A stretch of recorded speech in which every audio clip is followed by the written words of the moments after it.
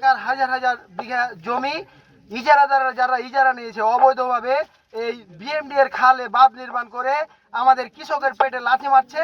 এই লাথির কারণে এই হাজার হাজার কৃষক কান্নায় ভেঙে পড়ছে।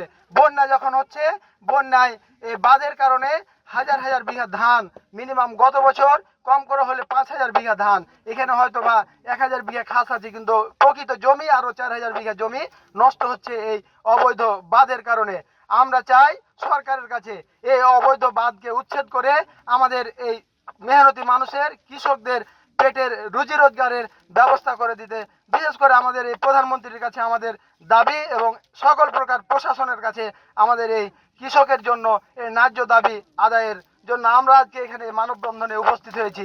সারা জীবন আমাদের যে ভুক্তভোগী সমস্যা, এই সমস্যার আজকে সমাধান আমরা এখান থেকে চাই। না হলে আমরা কৃষকেরা সবাই একদম জীবন দিয়ে এই বাঁধকে আমরা উচ্ছেদ করব এবং আমাদের জীবনে এক বিন্দু রক্ত থাকা পর্যন্ত আমরা এই বাঁধ হতে দেব না। এই কথা আমরা আমার আজকের এই মানববন্ধন থেকে আমরা এটাকে সবাই সরকারকে জানাতে চাই।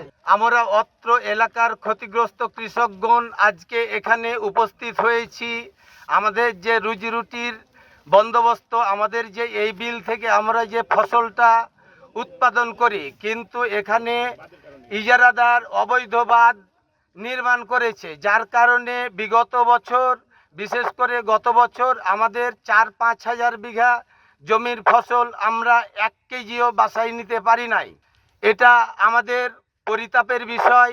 এখানে কোনো বৈধভাবে বাঁধ নির্মাণ করা হয় নাই। আমরা কোনো সাংঘর্ষিক পর্যায়ে যেতে চাই না। আমরা আইনের মধ্যে থেকে প্রশাসনের দৃষ্টি আকর্ষণ করছি, আপনারা এটার সঠিক সমাধান দেন।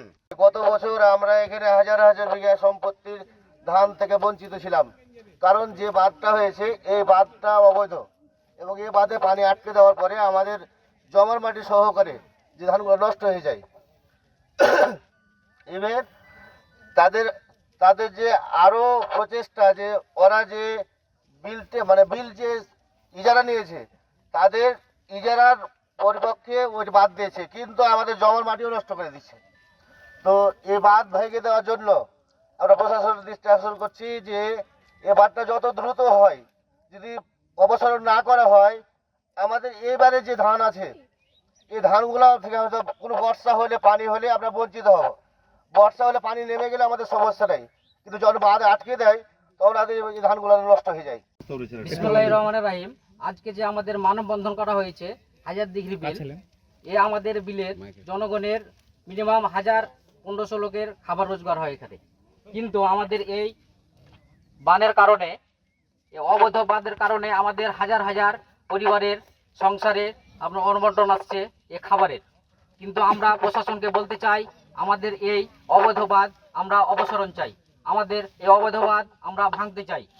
প্রশাসনের মাধ্যমে আমাদের এই অবৈধ বাঁধ ভাঙতে হবে। আমরা হচ্ছি গরিব মানুষ। এখানে গতবার বৃষ্টির পানিতে ধান ডুবে যাওয়ার কারণে 5,000 বিঘা ধান নষ্ট হয়েছে। এবার যদি পানি হয়, একটু পানি হয়, ধান হাজার হাজার বিঘার ধান সম্পূর্ণ পানির নিচে ডুবে যাবে। আমরা গরিব মানুষ একটাও ধান পাবো না।